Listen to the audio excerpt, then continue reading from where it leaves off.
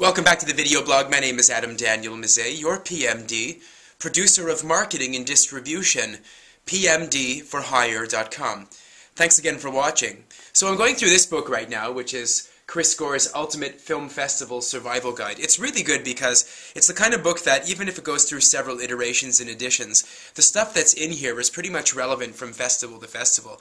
I'm kind of looking for ways to maximize my film festival attendance punch, and also ways that I can leverage some of my clients' films to a much better degree than they can do on their own as their PMD. We're working on some projects right now that are trying to get into Sundance, so I'm going through this because there's a lot of Sundance-based information in here. But something that really kind of stuck out for me this morning as I was going through this thing on the bike was, you know, if you're not tired and you're not exhausted and you're not totally dog beat, by the end of the day, you're not doing enough as an independent filmmaker. I hate to say it. I'm not saying that you should kill yourself. I'm not saying that you should get so exhausted that you should become completely disoriented and discombobulated because you can't think straight. But if you find yourself at the end of the day with kind of like nothing to do, or you kind of find yourself in a bit of a quandary because you're like, you didn't think like you actually turned the day over properly, you're not working hard enough. And some of the things that Chris Gore talks about in the interview section, some of the documentarians and narrative filmmakers that had entered their films, people like Morgan Spurlock and things like that, who of course did the great documentary in '04 called Super Size Me, which was kind of a rage against McDonald's food.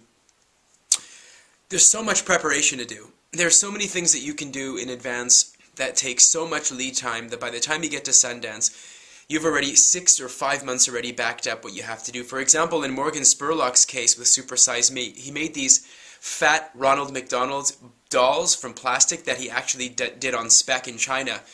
And he had to go and dig around for those things. He had a friend that helped him out, but it took him quite a bit of time to source those. He said that in order to produce them, it was quite cheap. In order to ship them from China next day to Utah, to Park City, for this particular, for his premiere, that is, of Super Size Me, it cost something like triple the cost of what it cost to make them. But it took him a lot of time to go and source this kind of a thing.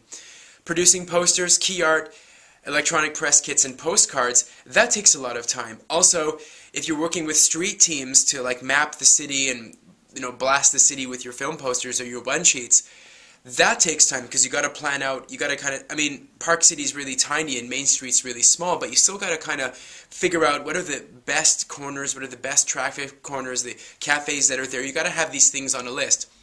If you're going to take a look at films, you've got to have backup lists. You've got to have your daily list, you've got to have your backup list, and then you've got to have some room to move because these things can be changed at the last minute.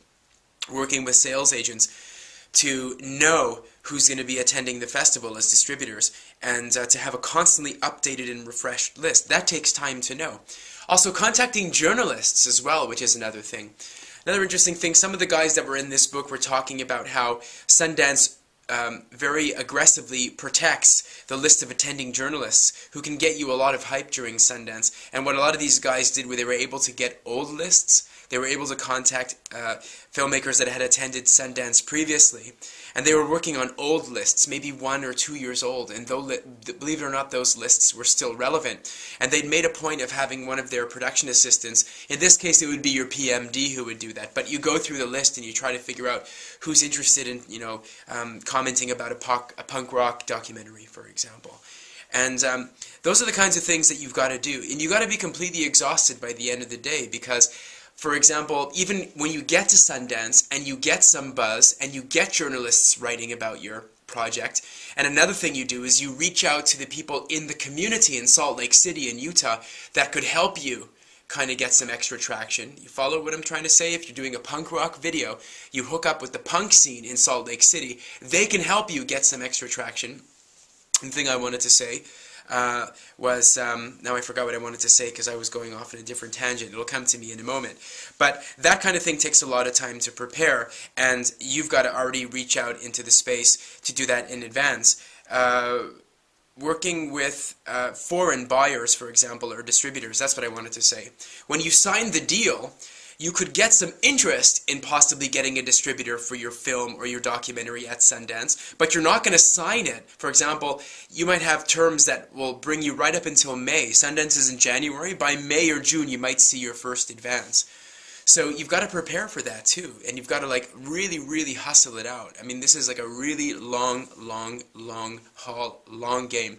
You really got to play long ball on this one, and that's pretty much the theme of what I came across this morning in Chris Gore's amazing book, The Ultimate Film Festival Survival Guide. So on the theme of being exhausted, ask yourself the question, are you tired? Excuse me, I'm just totally off today.